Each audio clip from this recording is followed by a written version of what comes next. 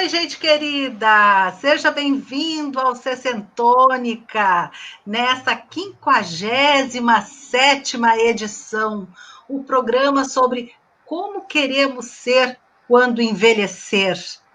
Então, hoje a gente está aqui para falar sobre a questão do envelhecimento com demências. Se a velhice muitas vezes já é encarada como sinônimo de adoecimento, o que dirá a velhice quando acompanhada pela demência, pelo alemão? Quanto medo, né? Quanto medo de chegar lá e encarar esse bicho-papão. Pois olha só, segundo projeções feitas pelo IBGE, em 2018, a fatia de brasileiros com mais de 65 anos já era, aliás, em 2034, a fatia de brasileiros com mais de 65 anos já será 1/4 da população. E aí, um número cada vez maior de pessoas chegando em idade mais avançada é também um índice, um fator de risco para as doenças como Alzheimer e as demências. E de acordo com a Organização Mundial de Saúde, a expectativa de vida é que o número de pessoas que vivem com demência no mundo triplique até 2050, passando de 50 milhões para 152 milhões. Então, esse é um assunto que nós, aqui no Brasil e no mundo, vamos ter que ficar cada vez mais atentos. Mas como lidar com isso no presente e como lidar com isso no futuro? Como a gente hoje vamos olhar para nossos pais e nossos avós e entender o que está se passando com eles e como nos preparar para, no futuro, nos prevenirmos com relação a essa doença, essas doenças. Então, hoje a gente vai conversar com duas pessoas aqui, especialistas, e que há muitos anos, se dedicam a entender, a trabalhar e a se aprofundar com relação às demências, e generosamente estão aqui com a gente a Cristiane Moro, que é fisioterapeuta, possui mestrado em gerontologia biomédica, especialização em saúde pública, formação em RPG, também é instrutora em Chantala, e com toda essa bagagem e trajetória de mais de 20 anos na área, ela vem atuando desde o início até o final do processo, e enxergando todas essas possibilidades, ela criou um método chamado Latanas. E é um método muito interessante que ela vai nos apresentar hoje, aqui, durante o programa, para a gente poder entender melhor, porque ele procura oferecer para os seus pacientes mais alívio, leveza, qualidade de vida. E a gente também está aqui com uma pessoa super querida, muito conhecida, que é a Daniela Stein. A Daniela é palestrante profissional, mentora da longevidade para a geração sênior, e ela se tornou tudo isso porque ela percebeu a importância da prevenção, porque ela tem uma trajetória vinda do tratamento, de lidar com a demência. Uma trajetória muito sólida, pois ela tem pós-graduação em geriatria e gerontologia interdisciplinar, ela é coach integral sistêmica em formação pela Febracis, graduada em educação física, cuidadora familiar e profissional, coautora do livro Gestão das Emoções no Ambiente Corporativo, Quem Você Quer Ser Quando Envelhecer e Velho Ser, e ela escreve artigos para revistas e sites online sobre qualidade de vida. e ainda é voluntária e colaboradora da Associação Brasileira de Alzheimer desde 2004. E ela foi, inclusive, membro da diretoria nacional e coordenadora do grupo de apoio de grupos da regional da Abras-RS. Pois então, a gente tem aqui duas pessoas, duas profissionais, que estão há anos lidando com o tema demências, Alzheimer, e hoje a gente vai conversar com elas sobre como longeviver com demências, como fazer isso com qualidade de vida, sem medo. É possível? Oi, gurias! Olá. Boa tarde, sejam bem-vindas! Tudo bem? Olá, boa tarde. Eu esqueci de dizer aqui para os nossos sessentônicos e sessentônicas, mandem suas perguntas aqui pelo WhatsApp, o 996537474, prefixo 51, ou então pelo Face, tá? Da Rádio Supersônica. Então, aqui, por favor, mandem aqui. Vamos aproveitar a presença da Daniela e da Cris Moro, por favor, mandem aqui, tá, gente? Participem com as suas dúvidas, com as suas perguntas, com as suas histórias de vida. A gente também adora ter a participação aqui dos ouvintes e do pessoal aqui dos Sessentônicos. Então, meninas, eu gostaria de começar o nosso bate-papo, aqui a nossa conversa, primeiro explicando, tendo uma explicação, assim, uma base para a nossa conversa, o que efetivamente o que são as demências, qual a diferença entre Alzheimer e demências, porque às vezes a gente fala, o Alzheimer, as demências, enfim, o que poderia nos explicar melhor, eu que sou leiga, que não entendo do assunto, para não falar bobagem. Muito boa tarde, um prazer estar aqui com vocês. Duas amigas, duas parceiras de trabalho, na verdade são 4, mas aqui ao vivo e a cores. Adoro o programa, uma honra num mês tão importante como o mês de setembro, que é o mês do educador físico, do fisioterapeuta, Cris, né? Parabéns pelo teu dia. E também o mês da conscientização da doença, mês mundial da conscientização da doença de Alzheimer. Portanto, é muito prazeroso estar aqui entre amigos e também poder trazer para você que está aí nos ouvindo. Então, acho que um momento tão importante como o que estamos vivendo, nós podemos estar juntos para refletir, provocar e achar alternativas, já que o momento pede.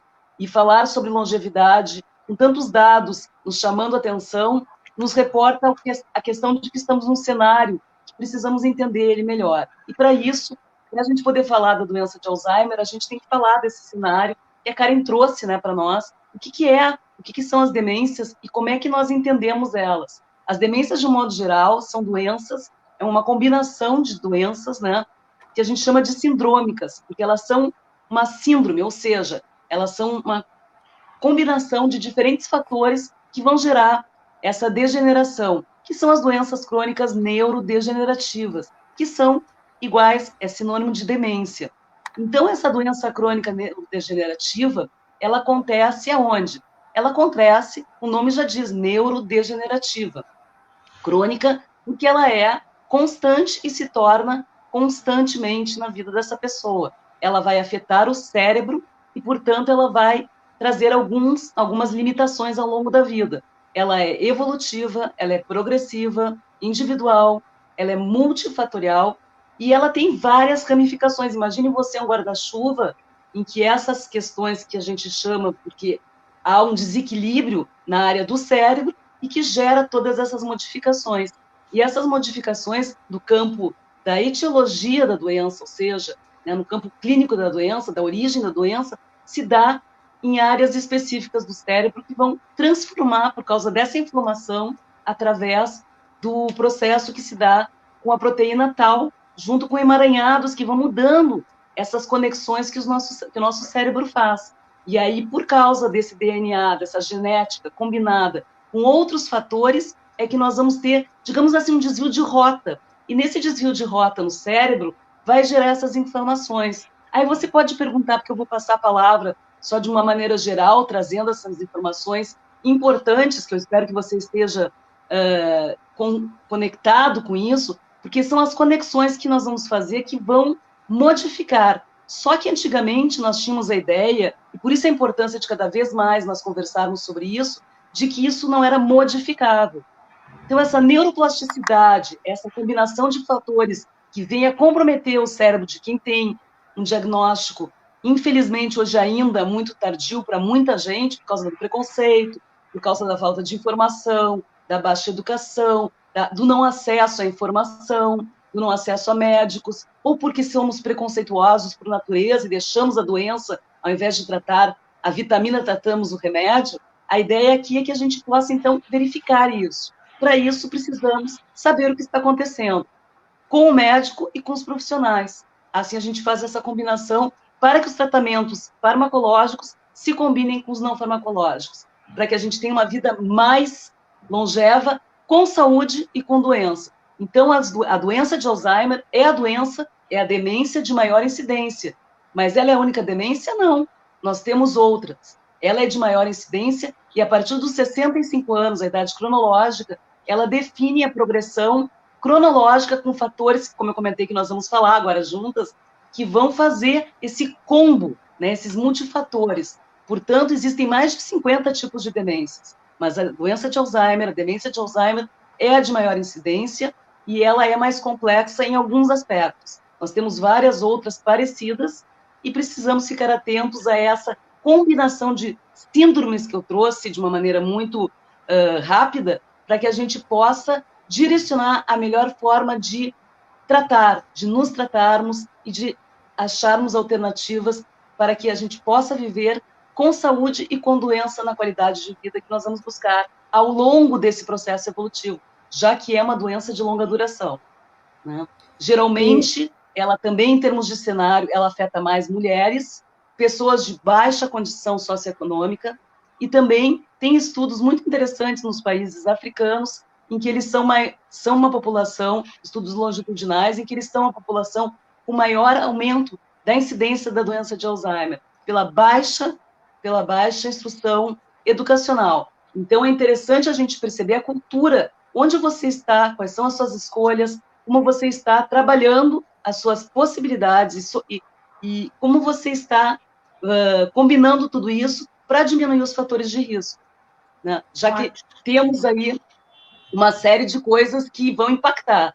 E a longevidade nos traz essa possibilidade, já que vamos viver mais, qual é a qualidade de vida que a gente vai implantar nessa quantidade de anos que nós vamos viver. Então, acho que esse é o grande desafio, né? Quem você quer ser quando envelhecer? Agora, para ser um velho cedo. Boa tarde, gente, tudo bem? É um prazer estar aqui com vocês, a Dani, minha amiga há anos, a Karen agora, minha amiga também, e conversando, assim, sobre essas demências, eu acho importante a gente entender a fisiopatologia mesmo, como é que acontece dentro do cérebro da gente, principalmente a doença de Alzheimer, tá? A Dani falou ali das questões de uma proteína muito específica, né, a proteína tal. Então, assim, o que acontece? Essa proteína, ela se concentra, ela faz o que a gente chama de emaranhados neurofibrilares. Vamos fazer um conjunto, é como se fosse uma pequena cicatriz que fica de proteína de beta-amiloide, que onde ela se deposita, fica como se fosse uma cicatriz entre os neurônios, e que daí dificultam as sinapses. O que são as sinapses? São os condutores, como se fosse uma eletricidade num fio, que leva as informações de um neurônio para o outro, e quando tem esse depósito dessa proteína, desse emaranhado, ele interrompe essa condução.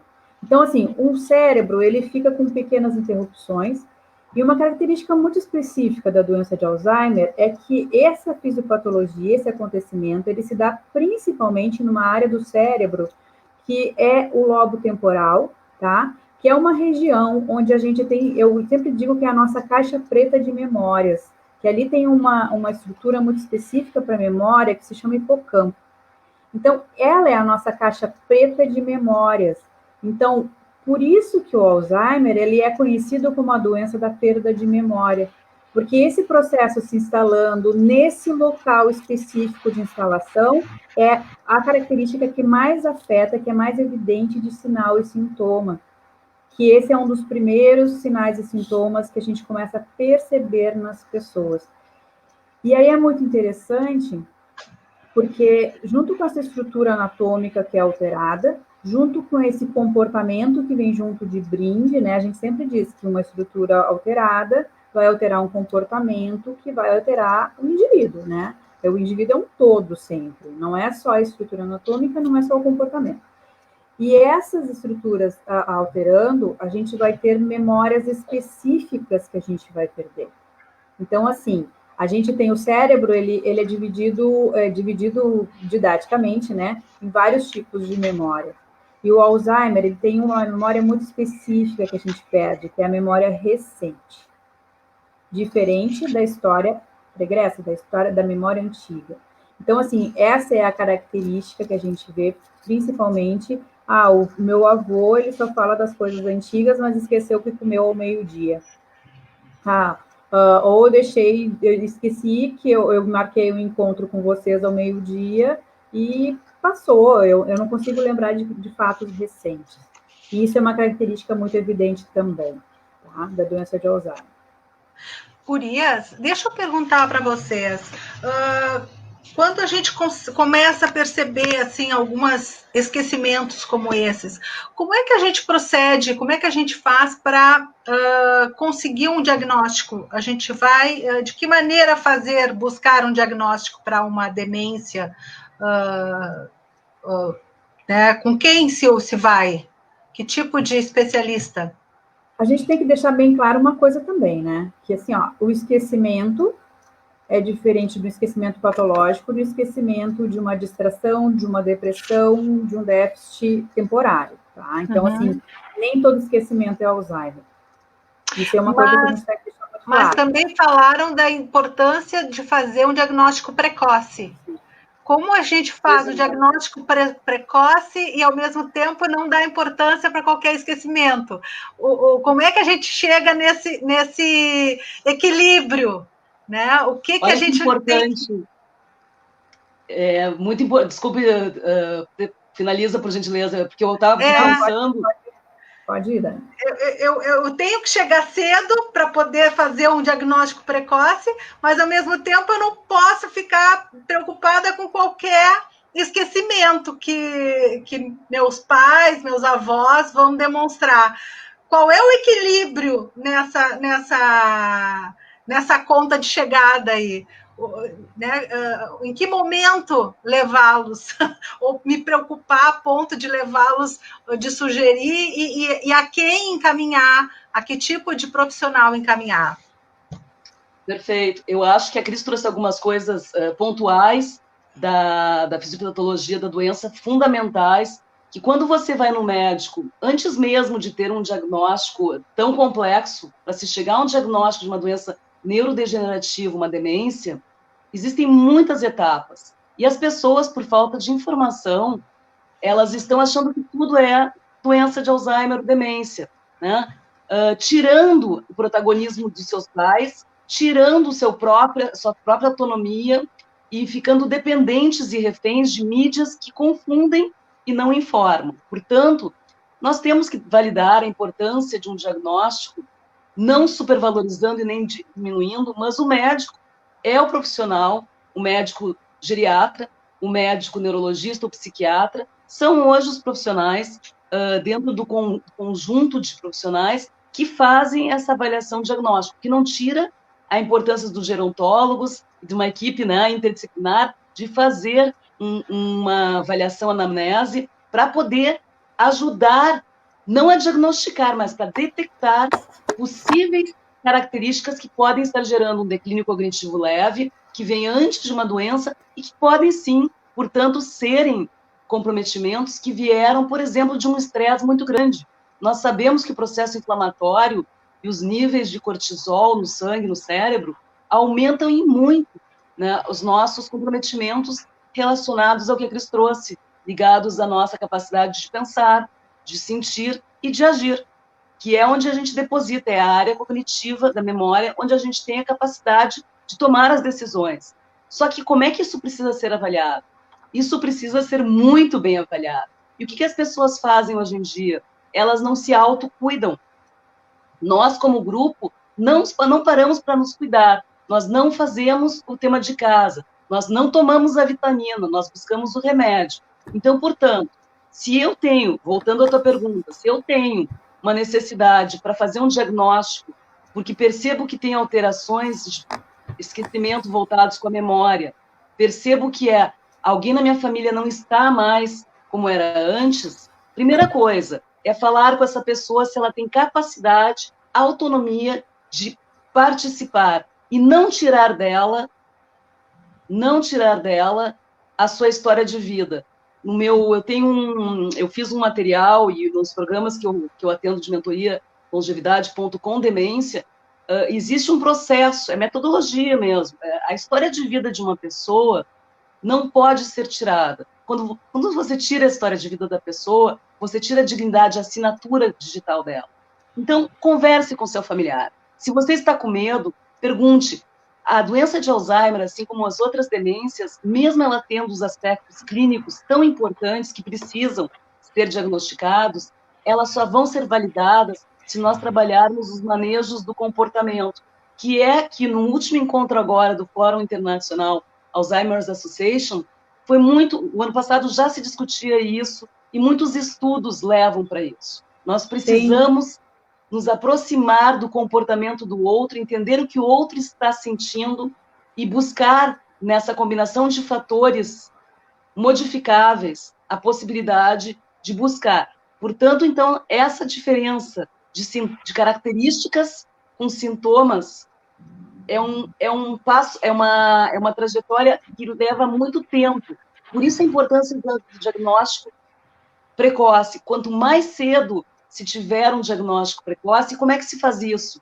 Se faz isso fazendo check-up, fazendo vacinas, buscando informação, procurando entender a diferença entre perder uma memória episódica, natural do dia a dia, com a combinação de sintomas que precisam ser avaliados.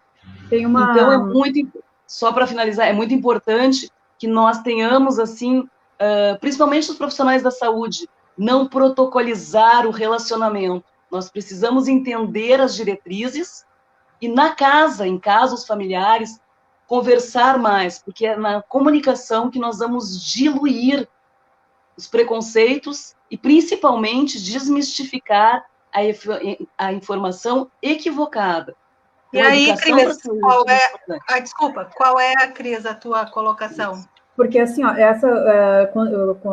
complementando esse raciocínio da Dani, assim, ó, é muito importante que, como é que, então, eu estou em casa, estou com uma pessoa, ou eu estou me sentindo com alguns esquecimentos, qual é que vai ser o meu critério de procura, então, de um profissional, tá? A gente tem como um protocolo, né, orientar os familiares, orientar as pessoas que cuidam de pessoas com possíveis declínios cognitivos, né, que podem tender para uma demência ou não, de principalmente prestar atenção nas atividades de vida diária dessas pessoas. O que são as atividades de vida diária? São atividades de autocuidado. Então, eu consegui me banhar, fazer a minha comida, as atividades básicas e atividades instrumentais de vida diária. Eu consegui comer, eu consegui ir ao banco, eu consegui gestir a minha vida nesse sentido. Quando as memórias começam a serem perdidas e eu perco esse contexto de gerenciamento da minha vida, ela começa a ter sinal de alerta, a luz vermelha se acende. Isso é um risco. Muito do que se pensa, assim, que câncer é uma doença que coloca a vida em risco. As doenças neurodegenerativas são doenças que colocam a vida em risco, porque a pessoa perde a capacidade de autogestão. Então, um primeiro sinal de alerta associado com essa perda de memória é essa perda de atividades, de realização das suas atividades de autocuidado. E quando a Dani falou ali no início, né, que a doença de Alzheimer, e assim como as outras demências, elas são doenças que são multifatoriais. Quando eu digo que são multifatoriais, é que eu tenho que lidar muito com uma coisa muito direta, que é o estilo de vida. E estilo de vida hoje, a ciência nos mostra, os estudos estão mostrando aí, todos os dias, assim, com os estudos que são publicados, que o estilo de vida, ele determina muito mais do que a genética, como vai ser o meu envelhecimento. Então, se eu sei que a doença de Alzheimer é uma doença que atenta à minha capacidade de memória, que é uma doença que atenta ao meu estilo de vida, que é uma doença que atenta ao meu estado de autocuidado, então, se eu prevenir doenças que hoje em dia são banalizadas, assim, as doenças crônicas não transmissíveis, hipertensão, diabetes, obesidade, todas essas questões que a saúde pública grita para a gente há muito tempo e ainda são negligenciadas, eu também estou prevenindo a doença de Alzheimer. E essas vulnerabilidades, assim, de baixa renda, baixa escolaridade, uma vida social com um ambiente que não promove saúde, por exemplo, uma sociedade violenta, um bairro violento, um bairro que não permite um acesso, espiritualidade é uma coisa que protege também a questão cerebral. Então, eu poder optar, saber que estilo de vida é mutável e está à nossa disposição. E isso é muito importante quando a gente fala em doenças neurodegenerativas, é muito importante quando nós falamos em declínio cognitivo, e quando a gente fala que nós ganhamos 15 a 20 anos a mais de vida com essa revolução demográfica, gente, está na nossa mão a mudança, né? Um alívio que vem para quem tem medo é saber que tem muita coisa que pode ser feita para a prevenção, né? Então, esse é um alívio quase que imediato, é possível. É possível prevenir, né? E muita coisa está na mão da gente, de quem pode fazer diferente, né? E tem uma coisa, uma coisa importante que a gente não tocou ainda, mas que a gente pode trazer para nosso ouvinte que tem um familiar, já tem um diagnóstico, ou está fazendo uma avaliação, ou está achando que alguém está diferente, ou simplesmente porque convive há tanto tempo acha que isso é coisa de gente velha. Isso não é coisa de gente velha. Isso está ligado a todas essas características que nós trouxemos em relação à questão de como você constrói, a construção do seu cuidado na sua vida, né? Portanto, se você hoje não faz o pilar, imagina conosco aqui uma mandala, uma pizza, uma mesa com pilares. Isso que a Cris falou é extremamente importante. A gente fica buscando coisas mirabolantes, mas é nas coisas mais simples do dia a dia que nós vamos encontrar as respostas para melhorar. E numa pessoa, por exemplo, de 80 anos, que estava sentada e não se movimentava mais e ficava vegetando praticamente na frente da televisão, e quando ela consegue ser orientada por um profissional qualificado, que compreende esse ambiente social, porque a doença de Alzheimer e as similares são doenças cofamiliares, e elas precisam do abraço social, que é o princípio de tudo, que é o que nós estamos fazendo aqui, que é a comunicação, que é o carinho, a empatia, que é você olhar para a pessoa. Se você não gosta de gente que envelhece, se você tem preconceito com o seu próprio envelhecimento, com o seu longe viver, e se você não gosta de doença, porque ninguém quer falar de doença, porque a doença incomoda, porque ela dói, ela nos tira o nosso equilíbrio. Se você não gosta, busque pessoas. A rede social, a rede profissional e afetiva é uma maneira de você poder ser abraçado e diluir. Nós precisamos um dos outros, o ambiente social pede, e nós precisamos estar conectados e observar quem é esta, eu repito muito isso, quem é esta pessoa, qual é a história de vida dela, porque se você quiser colocar fórmulas prontas e quiser que ela faça exercício físico e ela nunca fez, ela não vai fazer agora. Até pode vir a fazer. Então, nós precisamos ouvir essa história de vida para que esse estilo de vida diminua esses fatores de risco tão importantes como a diabetes tipo 2, que a Cris comentou, que ela vem de estilo de vida, né? O que seria isso? A pessoa é fumante, tabagista, a pessoa bebeu durante a vida, a pessoa não fez vacinas para diminuir, né, o nível de doenças não transmissíveis, ela não vai ao médico, ela não se relaciona. Então, observe esse conjunto. Eu gostaria justamente de conversar com vocês a respeito disso. A gente construiu aqui essa conversa começando, identificando, né, o que é a doença, as demências, o Alzheimer, entendendo a doença, passamos por entender sintomas, causas desta doença e formas de identificá-la e como fazer para diagnosticá-la, entendendo que foi feito o diagnóstico da doença, né? Que, ok, a pessoa tem a doença e tem todo esse histórico aí, Dani, que tu falou, a pessoa tem um passado, tem uma vida de comorbidades.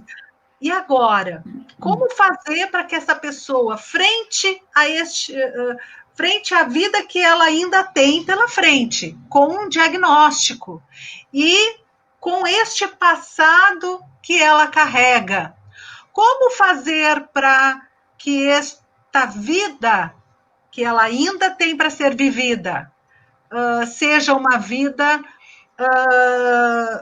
de qualidade? Eu acho que, em primeiro lugar, que a gente tem que pensar aqui, quando a gente falou aqui muito em prevenção, né, Gurias? A gente falou prevenção. A partir do momento que tem um diagnóstico, o que a gente percebe ainda socialmente que é muito comum? A partir do diagnóstico, as pessoas deixam de prevenir e vivem a doença.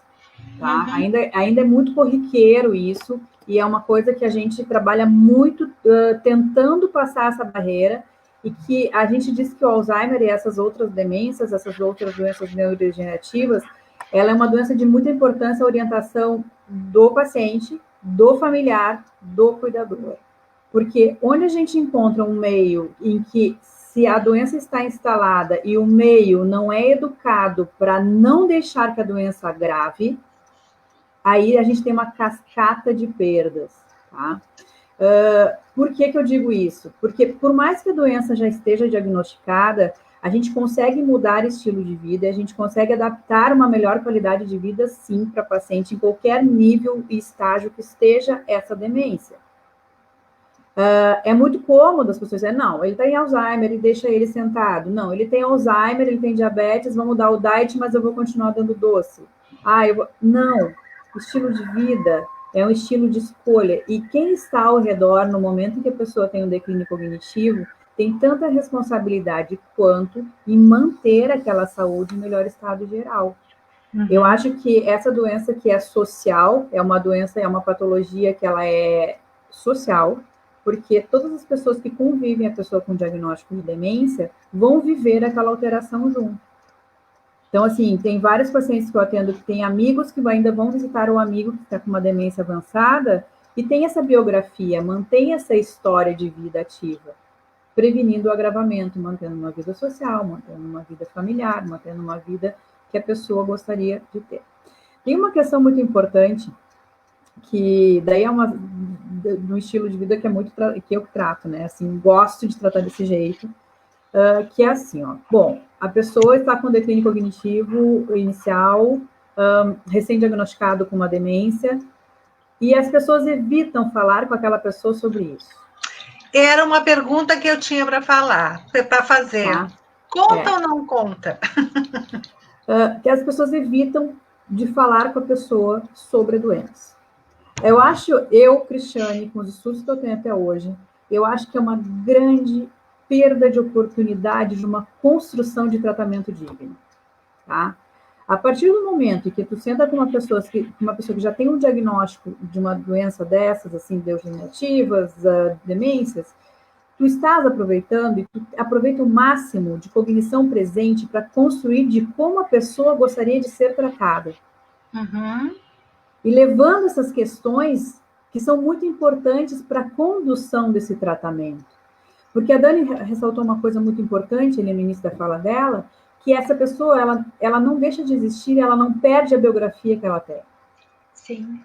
E o que a gente vê hoje na maioria dos casos da sociedade? As pessoas são simplesmente anuladas por ter um diagnóstico de demência e as outras pessoas passam a decidir a sua vida como se a pessoa não mais existisse, não tivesse desejos.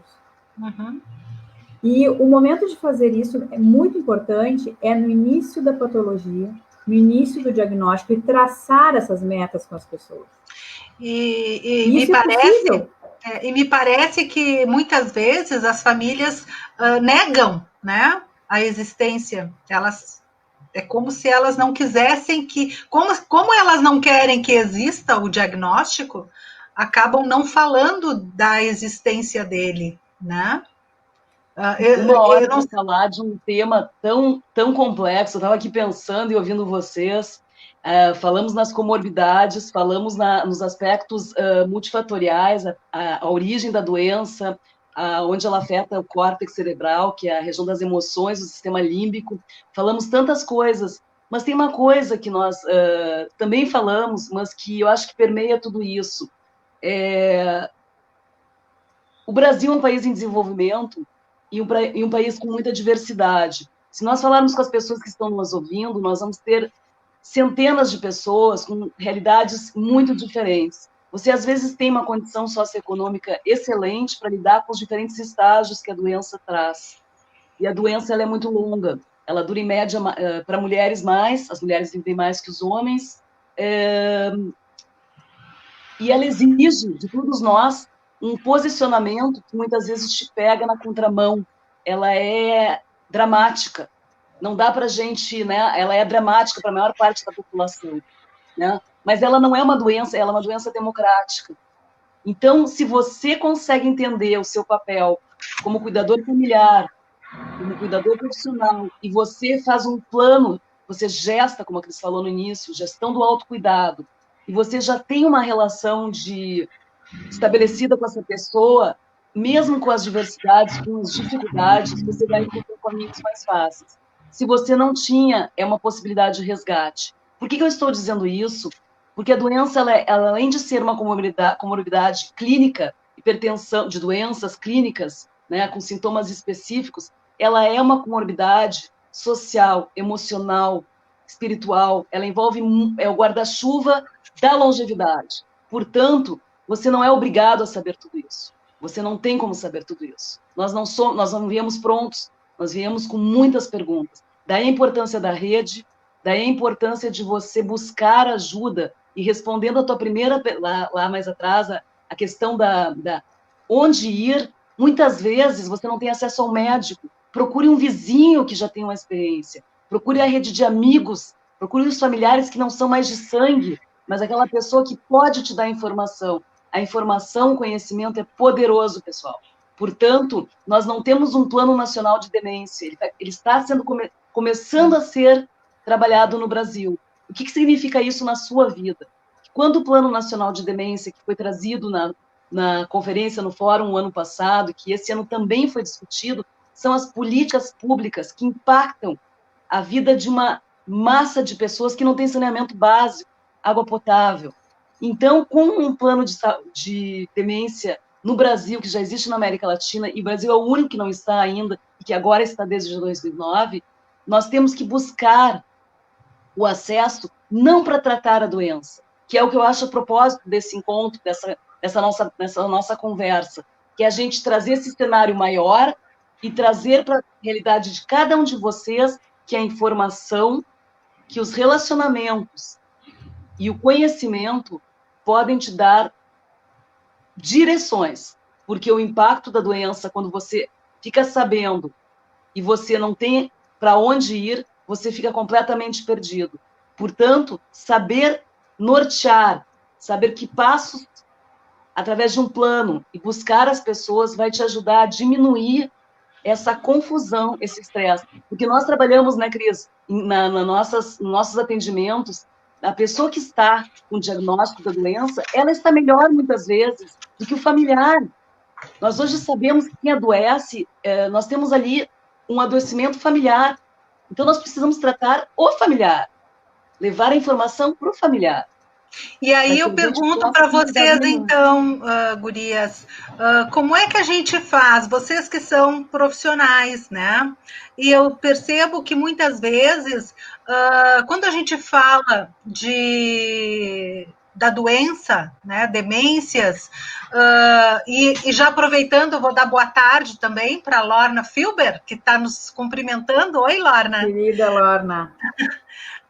Eu vou aproveitar, né, e pedir para vocês de que maneira, dada dado o diagnóstico, né? De que maneira os profissionais, esses multiprofissionais podem se atuar, ajudar na longevidade dos pacientes com demências. Onde é que... Porque eu pouco enxergo, né? Muitas vezes, vocês sendo, pelo menos ainda no Brasil, aqui, eu não percebo muitas vezes a divulgação, né, de profissionais como educadores físicos, fisioterapeutas, nutricionistas, assistentes sociais, nesse trabalho das demências, muitas vezes. Quando a gente fala, quando eu ouço tu falares da questão de equipe, eu vejo assim uma importância que a gente tem uma linha aí que a gente tem que seguir. E eu acho que esse tema do Sessentônica devia ter 3 programas, mas tudo bem, vamos lá. Porque assim, ó, o que é uma equipe de apoio, tá? Uma equipe de apoio, então assim, o que a gente olha no primeiro momento quando o paciente é diagnosticado? Bom, a gente conversou ali no início que algumas atividades de vida, elas foram alteradas pela doença, elas foram suprimidas pela doença, essas alterações que o paciente apresentou, a gente tem que começar a percebê-las e ver de que maneiras a gente pode tratar até recuperá-las, tá? Quando a doença vai evoluindo, e vamos supor que não tenha uma possibilidade de cuidado ainda dentro de casa, os familiares eles vão buscar por ajuda de profissionais cuidadores, ou quando não se tem familiares cuidadores. Eu digo que hoje uma das grandes fragilidades que eu vejo nas famílias que eu passo, tá? E muitas, é a qualidade desse cuidador em saber lidar com essa doença. Então, assim, hoje em dia a gente sabe que os cuidadores que não são familiares, muitos deles não têm nem formação para o cuidado, e que dirá o cuidado especializado numa doença demencial. Então, isso é muito importante, porque... Por que eu digo isso? Porque eu, como fisioterapeuta, a Dani, como educadora física, o fonoaudiólogo, o nutricionista, o psicólogo, a equipe multiprofissional que vai atender esse paciente, ele sempre vai deixar orientações a serem feitas para justamente prevenir o agravamento da doença. E se a gente não tem essa equipe de apoio, que o cuidador ele é de fundamental importância para a adesão desses cuidados, a gente tem uma grande chance de insucesso dos tratamentos. E também de evolução da patologia por parte do paciente, que ele vai deixar de ser estimulado. Porque o estímulo, ele é o nosso carro-chefe para esses pacientes, o estímulo adequado. Também temos que ajustar esse estímulo, ele tem que ser sintonizado, porque também o estímulo excessivo para um paciente que não tem capacidade de nos alcançar, ele também faz com que o paciente trave na sua evolução. Então, assim, essa sintonia tem que existir dentro de uma equipe. E quem fica mais... Isso a importância, né, Cris, só para contribuir com o que tu está dizendo, da gerontologia, que é a ciência que estuda o envelhecimento dos seus processos, ser cada vez mais buscada pelos profissionais que querem isso que tu estava falando, porque eu te interrompi, mas é para contribuir no sentido de que, para que essa intensidade de trabalho, especificamente na sua área, seja validada e tenha o seu resultado adequado, existe um volume, um tônus, um nível de som que precisa ser conectado com a família, que precisa ser conectado com essas redes públicas e privadas que ainda não sabem, mesmo tendo conhecimento, não estou dizendo que é geral, mas a gente vê profissionais ainda pouco conectados e muitas vezes entrando porque tem familiares, mas não ainda profissionais formados para lidar com isso. Em outra partida, só para contribuir, nós vemos profissionais muito qualificados, mas em grandes centros em que os familiares não têm acesso. Por isso a importância das políticas públicas e por isso a importância dos grupos como a Abras, os grupos como outros, a IAP, os grupos como a Rede Cuida de Mim. Existem muitos grupos no Brasil grupos, redes sociais, redes de apoio social ambiental e rede de apoio profissional. Essas duas redes são muito importantes para aqueles que não têm acesso à rede de apoio profissional, né, que é a rede formal, que ela busque, porque tem muitos profissionais voluntários, como nós, que atuam nessas redes há muitos anos, dando suporte e direcionando para o serviço social, para o serviço jurídico, para o serviço médico, aquilo que é possível. Porque o cuidado ele tem dimensões. O cuidado, a gente tem que sair daquele conceito antigo que era verticalizado, que o cuidado era comer, estar limpo e ficar quieto num canto, esperando a vida passar, esperando a morte chegar. Isso não existe. E a longevidade dentro da demência dá para qualificar, sim, com uma vida com prazeres de acordo com a biografia daquela pessoa demenciada. Então, assim, é também o cuidador sair da zona de conforto dele, porque é muito mais fácil dar um banho, tu dar uma alimentação, mais fácil, entre aspas, porque não é, em muitos casos, muito mais fácil tu alimentar, tu higienizar e deixar quieto. E essas doenças cognitivas, declínio cognitivo, elas são doenças que precisam de um cuidado muito dedicado, de estímulos muito simples, mas sempre presentes na vida dessas pessoas. E constantes, então, assim, Então, assim, a importância, daí tu falaste dos profissionais que a gente não vê, que profissionais com titulação na área de demência. A gerontologia sair para isso. Então, assim, quem tem dúvida do profissional que escolher, então procura pessoas que tenham a formação em gerontologia. Então, assim, o educador físico, especialização em gerontologia e envelhecimento, fisioterapeuta também na área, psicólogos específicos do envelhecimento, existem vários, muitos hoje, fonoaudiólogos da mesma forma, nutricionistas nem se fala, da mesma forma, terapeutas ocupacionais da mesma forma.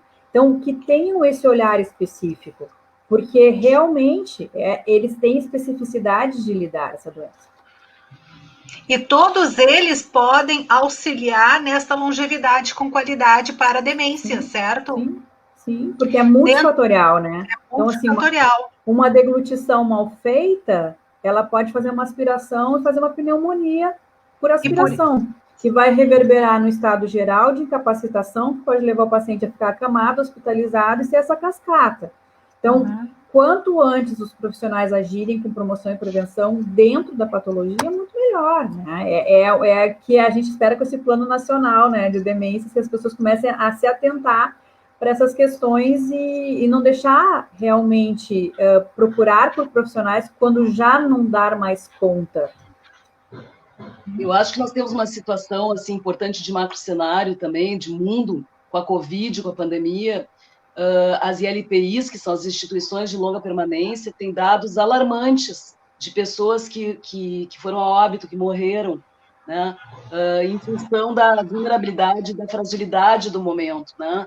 Então, nós temos uma oportunidade, dentro de uma tragédia, de uma realidade mundial, que está nos obrigando, mas também está nos possibilitando entender um pouco melhor algumas questões. Eu vou repetir um passo a passo que eu acho que é importante em termos de prevenção para você que é um cuidador familiar e que tem um familiar ou cuida de alguém numa etapa da vida em que o estágio já está mais avançado. Se você não se cuidar, você vai ficar doente, e você já está doente. Então, o que você precisa fazer? Você precisa fazer, dentro desse contexto de ter profissionais, você precisa ter tempo para você. E como é que se faz isso? Entendendo que nós não conseguimos fazer esse processo durante o atendimento, seja como familiar ou profissional formal, sem ter tempo para si. Você precisa delegar, você precisa ter tempo para si, porque você se cola na pessoa e aí você perde a sua identidade. E a Cris falou uma coisa muito importante, precisaria de uma semana mesmo para a gente conversar, porque os aspectos sociais da doença, os aspectos comportamentais, as questões que envolvem os hábitos de vida diária, as atividades básicas associadas à tomada de decisão dessa pessoa que vai perdendo lentamente, ou uma demência mista que pode gerar mais velocidade e mais progressivamente a perda dessas capacidades, vai impactar a tua vida. seja porque tu vai ter uma síndrome de burnout, porque tu tá num estresse altíssimo, seja porque o seu corpo vai se machucar. Então, você precisa ter tempo para você. E como é que você faz isso? Se cuidando. E como é que a gente cuida? A gente tem que fazer prevenção. E como é que a gente faz prevenção? É percebendo como é que eu estou hoje. Parece subjetivo, mas não é. Você precisa ter um tempo para poder olhar para você. Se você não tem, você precisa achar ele. Sabe por quê? Porque senão você vai adoecer antes do seu familiar. E se você tiver prevenção, o que é prevenção? É prever uma ação para que você possa ter condições de cuidar do outro. E essa condição, ela se dá quando você se cuida. E eu perdi um pouco o raciocínio, mas voltei agora, porque é muita coisa, a gente precisa... Né? Voltei. A Cris falou do protagonismo. Nos países desenvolvidos, que envelheceram muito antes que nós, tiveram tempo de se programar e tudo mais, para várias áreas, mas também estão enfrentando grandes problemas, as pessoas sabem que têm Alzheimer, que têm uma demência. Em muitos países, isso é conversado. Eu acho que essa é uma discussão que é ética, mas ela também é um direito. Se você tem na sua história o passo a passo de prevenção, e isso faz parte do passo a passo de prevenção, se você tem como critério uma boa comunicação com o seu familiar, se você sempre acompanhou a vida dele, vice-versa, se você sempre teve a educação como algo, e a reciprocidade como valores próximos, você pode fazer essa troca, tentar conversar, tentar ver, porque ele vai te pedir, o teu familiar vai te pedir, se vocês têm uma via de reciprocidade, ele vai perceber que você está em sofrimento e vai pedir para você que você diga para ele o que está acontecendo. Depois ele vai esquecer ou não. Talvez o diagnóstico que foi feito, isso também é importante falar, que não é no primeiro dia de diagnóstico, durante um mês ou 2, que o médico acerta. Até porque a cura não existe e hoje, até o momento, só após a morte. Já existem vacinas que estão sendo estudadas para poder ver o nível de proteína tal no sangue e no plasma, mas ainda é tudo estimado, é tudo ainda em termos de estudo. Então, você precisa se conectar. Se você tiver medo, se você tiver preconceito, você não vai conseguir fazer essa relação de reciprocidade. E para trabalhar, para estudar, para conviver com o familiar, seja no campo pessoal ou formal, você precisa ter dedicação, você precisa se sentir o direito de pertencer nessa relação, você precisa ter muita vontade de estar com essa pessoa e você precisa se cuidar. Se você não tiver essas coisas, esses 4 passos, dedicação, tempo, para poder cuidar e reciprocidade, você não suporta. E a gente tem direito de não suportar também, porque é muito impactante mesmo. Mas é importante achar alternativas. Eu queria mostrar aqui um material que nós fizemos alguns anos atrás, eu não sei se está à disposição, através da Brás, sobre a qualidade de vida na doença de Alzheimer, através da atividade física e demência. Eu e uma colega minha... Mas esse material é muito bom. E nós fizemos aqui, nós temos uma série de orientações, né, que são importantes, porque a ocupação no dia a dia, para essa pessoa que está mudando a sua forma de viver, é muito importante a qualidade da ocupação. Então, você conhecer você entender do ponto de vista, através do comportamento, que ela gosta e proporcionar uma atividade básica, diária, naquilo que a Cris falou, dentro de um ambiente prazeroso, é uma maneira de você se incluir e não ficar fora da inclusão social. Outra coisa importante nesse processo é que você observe que nós somos modificáveis todos os dias, nós mudamos todos os dias. Por que então uma pessoa que está tendo um diagnóstico ou está com mudanças não vai se modificar também? Não engesse, como falou a Cris, a longevidade. Ela é um fenômeno cheio de alterações e dentro dela nós temos essa doença que precisa ser tratada e incluída. Por isso a qualidade de vida na doença de Alzheimer, por isso a importância. Gurias, a Daniela, a Vilma Panisson está perguntando como que ela pode conseguir esse material que tu mostraste aí. Esse material é da Associação Brasileira de Alzheimer. Nós fizemos, acho que tem uns 2 anos que ele foi feito. Ela pode, se ela quiser, ela pode me mandar o e-mail para ti e a gente depois verifica como é que pode conseguir, tá? Então tá, Vilma, entra em contato com a página lá do Sessentônica, tá? No Face ou no Insta, e aí a gente faz essa ponte com a Daniela, ok? Ou entra em contato comigo também, que eu posso mandar, porque o material que está à disposição é um material que tem, né? Tem também na página da Brás do UOL, também um material que nós fizemos esse ano, né? Legal. Fica à disposição. A Lilian Filber também está mandando um abraço, que está assistindo junto com a Lorna. Querida. Olha só, e tem essa questão que a Dani falou agora, complementando, essa questão do cuidado, eu tenho outros estudos que mostram também que o cuidador, ele sofre muito mais impacto e tem um desgaste, às vezes, muito grande nessas questões de cuidado com as doenças de Alzheimer. E aí, assim, ó, dividir cuidados é muito importante, porque a partir do momento que tem uma sobrecarga do cuidador, que cuidado ele está oferecendo para aquela pessoa que está com declínio cognitivo? Então, assim, a gente tem que pensar nisso também. A gente sempre brinca, né, que é um exemplo muito corriqueiro, que é quando o avião está despressurizando, primeiro coloque a máscara em si para você poder ajudar quem está ao seu lado. E é a mesma coisa com a doença de Alzheimer e doenças do envelhecimento. Quem não está em condições financeiras, emocionais, sociais para cuidar, delegue esse cuidado.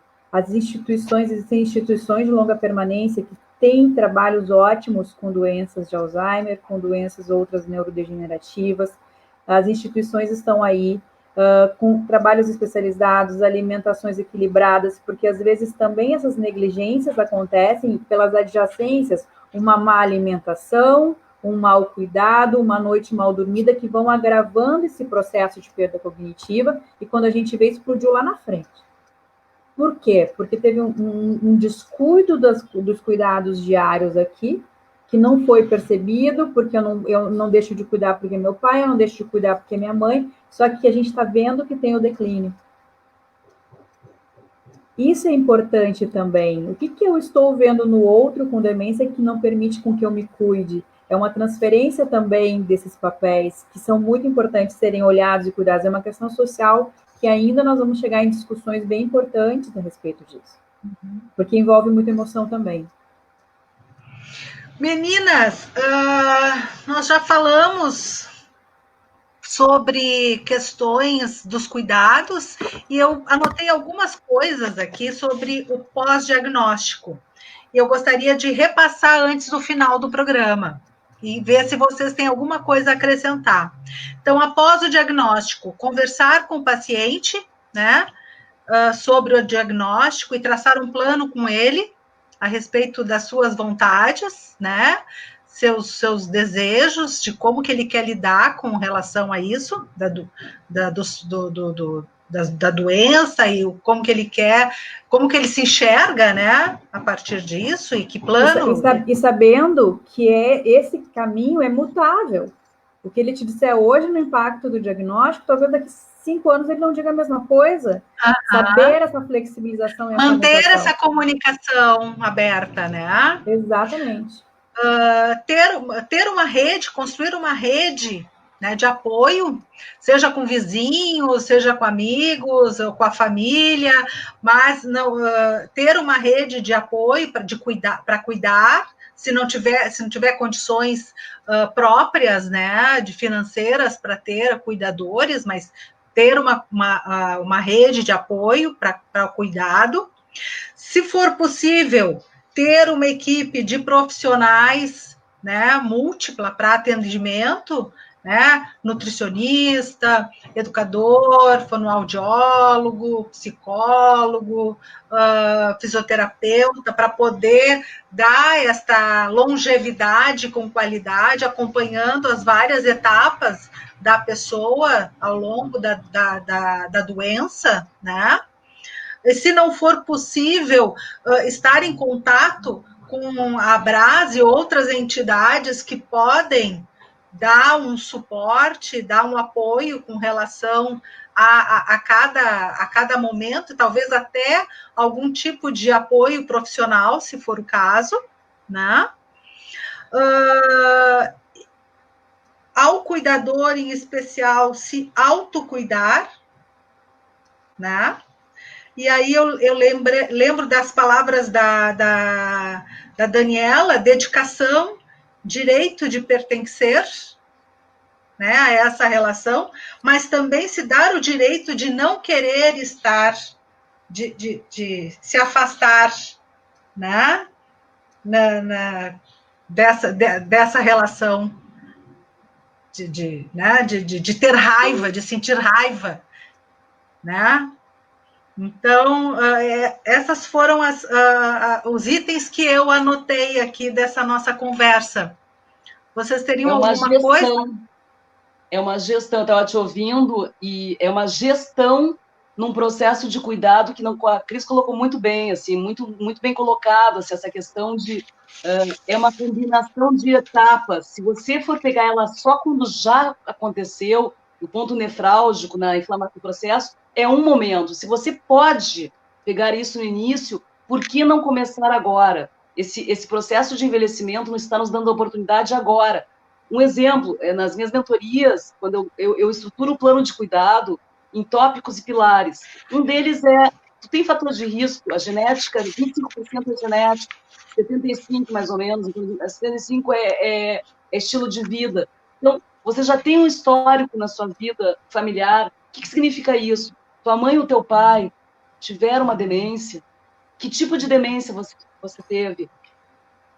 Teve algum fator de risco relacionado à obesidade, câncer, doença cardíaca, hipertensão, síndromes metabólicas, enfim, tudo isso é importante saber, porque é essa integração de áreas afins associada a processos que nós vamos poder distribuir esses vagões e conectar para estimular, para gerar esse resultado. Elas sozinhas, quando você pega isso no meio do furacão, a gente fica desnorteado. Por isso a importância de entender cada etapa que nós falamos, que se combinam. Elas não estão dissociadas.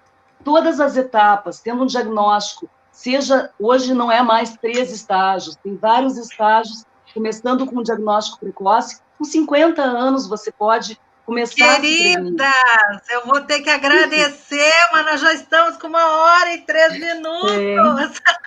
Vamos precisar... Cris, a Cris não vai falar do método dela?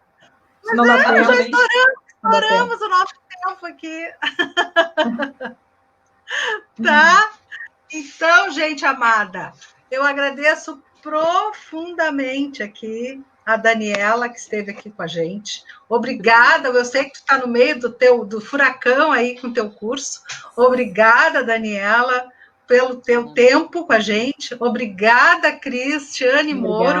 Obrigada. Nós não conseguimos falar, nos programamos para falar do Latanas e não conseguimos. Vamos ter que reagendar aqui para a gente conversar. Eu acho que a gente pode falar de novo sobre demências, a gente pode falar de novo sobre o tipo de tratamento com demências. Eu acho que é um assunto que dá para ir pateando, sendo bonito aí.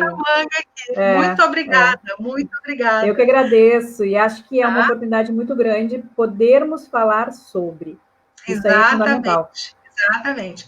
Agradeço a Mari, a nossa queridona, que está lá cuidando de todas de toda a parte técnica, dirigindo e cuidando da gente, para que tudo aconteça a tempo e direitinho, para que o programa vá ao ar pela internet, pelo Facebook aqui. Obrigada, Mari. Agradeço a cada sessentônico e cada sessentônica que esteve com a gente aqui, juntinho, ouvindo todo esse papo bacana hoje sobre longevidade com demências. E na próxima quarta-feira, dia 16, à 13h, a gente vai conversar sobre como será o Brasil velho. Como será a realidade em que, lá no futuro, mais da metade da força de trabalho vai ser de pessoas mais velhas. onde as pessoas terão que trabalhar até os 70 e 80 anos? Como serão lá no futuro, quando os vínculos afetivos e sociais, já que as famílias vão estar cada vez menores, como é que serão esses vínculos? Quem serão as redes de suporte que a gente hoje estava falando, que são tão importantes nesse mundo em que as famílias vão ser menores? E o que tudo isso tem a ver com políticas públicas lá no futuro? Como vai ser esse Brasil mais velho lá no futuro? Isso não é tão futuro assim, ou ali. Será? É ali. É ali. É ali. Pois a gente, tem que começar a pensar sobre isso, né? Agora, por exemplo, a gente já vai ter uma eleição para prefeitos que vão construir o Brasil, os municípios para os próximos 4 anos, prefeitos e vereadores. Então, a gente tem que começar a pensar, pelo menos para os próximos 4 anos. E aí? Os próximos 4 anos vão ser 2024, sendo que a previsão da Organização Mundial da Saúde para essa pirâmide social ter total virada é 2025. Exato. E aí? Então, vamos conversar sobre como será o Brasil velho. Tamo junto? Vamos lá, semana que vem.